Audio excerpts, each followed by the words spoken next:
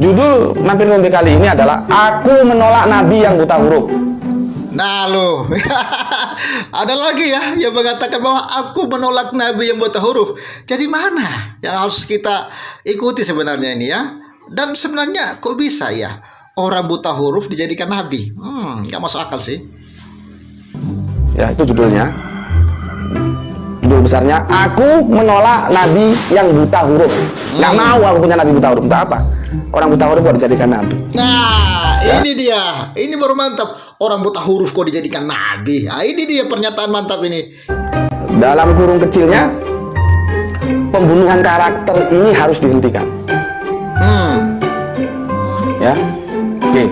Saya akan ya buang tinjalah di atas Al-Quran, membakar seluruh jubah-jubah, dan saya akan menghadiahkan batang leher saya kalau.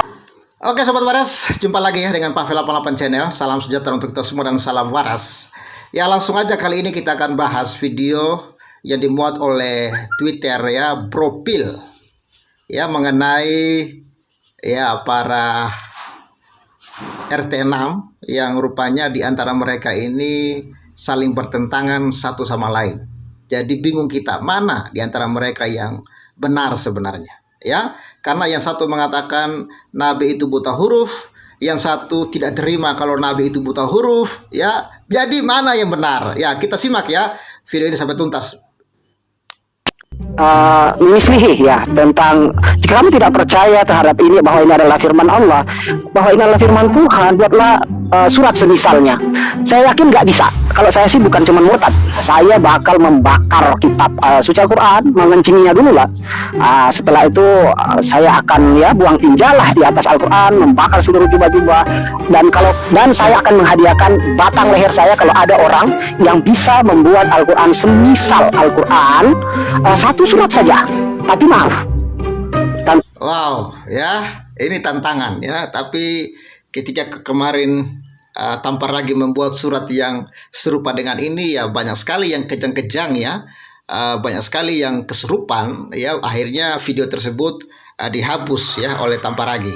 Dan kali ini ada lagi tantangan dari si Filipus Christian ini. Saya nggak tahu ini manusia dari mana, lalu ngaku-ngaku EF ini apa sih? Apakah evangelis atau efak? Ya nggak tahu lah ya. Ya tapi kita lihat ya apa yang dia katakan dalam video ini. Tangan saya nggak harus sama, harus fair ya, harus fair. Tapi yang membuatnya adalah seorang buta huruf seperti Rasulullah Muhammad. Nah, itu dia. Betul. Masya Allah. Nah, jadi dia mengatakan bahwa Nabi Muhammad itu buta huruf. Ya, tapi anehnya ustadz yang lain tidak terima kalau Nabi itu buta huruf. Kalau sampai ada yang mengatakan Nabi buta huruf, ya bahkan mereka siap untuk memproses dan mempolisikan. Ya, kawan-kawan bantu viralkan ini ya, supaya ya pihak mereka sendiri yang akan mempolisikan manusia ini ya. Yang buta huruf tadi ya, yang buta huruf bisa membuat surat misalnya ya, Bismillahirrahmanirrahim diganti, misalnya yang sama Bismillahirrahmanirrahim, mirip misalnya ya kan, atau Ar-Rahmanirrahim tapi mirip. Ya bisa bikin, yang buat orang buta huruf. Saya berani kasih leher, kencing Quran, saya bakar jubah-jubah, kalau perlu saya bakar semua masjid-masjid yang bisa saya bakar semampu saya. Pokoknya saya akan buat segala macam, kemudian menyerahkan leher saya untuk dipenggal, asal yang buat itu buta huruf seperti Rasulullah, biar fair. Wow, buta huruf ya. Tapi yang saya heran, kok bisa ya ada orang yang menjadikan orang buta huruf ini sama dengan orang bodoh ya. Buta huruf kan sebenarnya sama dengan orang yang bodoh. Ya kok bisa ya orang yang buta huruf atau dalam tanda kutip orang yang bodoh kok diakui sebagai nabi? Saya juga masih bingung kok bisa ada yang seperti itu ya. Pikir pakai otak nggak, orang buta huruf bisa nggak nulis ribuan huruf?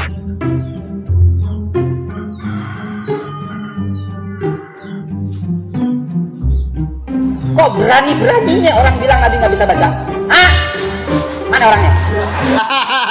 Lagi-lagi Haikal Hasan ngamuk ya, berani-beraninya katanya ya orang mengatakan bahwa Nabi itu buta huruf. Jadi di antara mereka mana yang harus kita ikuti? Apakah kita harus percaya bahwa Nabi buta huruf, atau kita harus percaya Haikal Hasan yang mengatakan bahwa Nabi tidak buta huruf?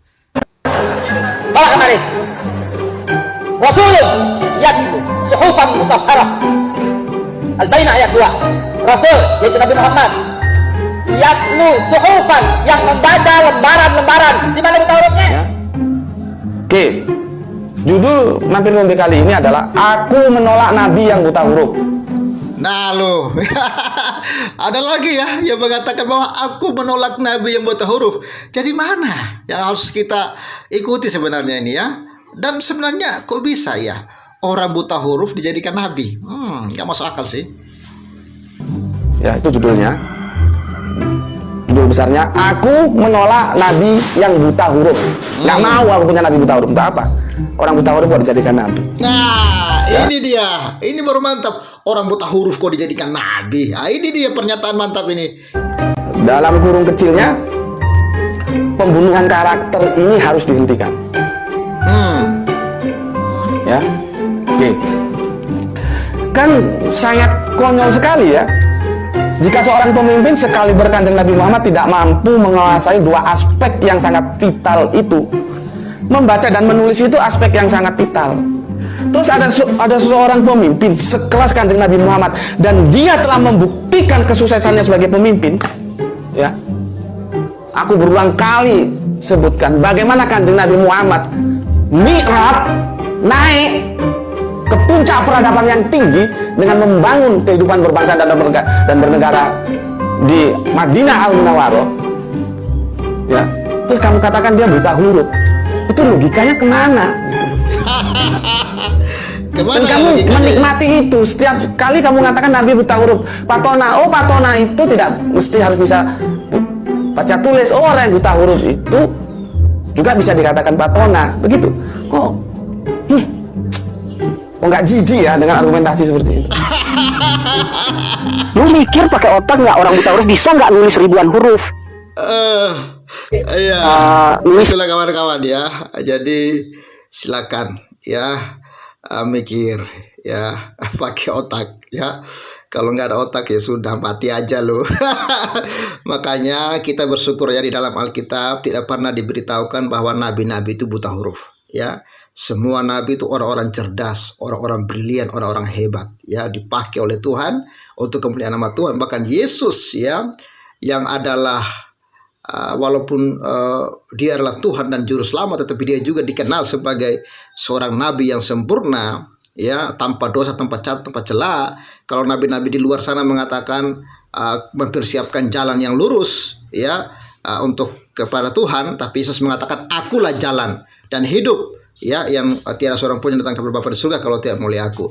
Yesus itu ya orangnya pintar dan dia itu bersekolah ya, untuk menunjukkan bahwa dia bukan pribadi yang sembarangan ya. Dia maha kuasa dan sebagai manusia dia buktikan keilmuannya, dia buktikan kemampuannya ya, dan sebagai Allah dia nyatakan mujizat demi mujizat ya, untuk menunjukkan kepada kita bahwa dia manusia sempurna tetapi juga adalah Allah yang sempurna yang menyelamatkan setiap orang yang percaya kepadanya. Oleh karena itu jangan mau dibodohi, segeralah bertobat, percayalah Yesus, maka engkau pasti tidak binasa. Salam sejahtera, salam waras, Tuhan memberkati dan bye-bye.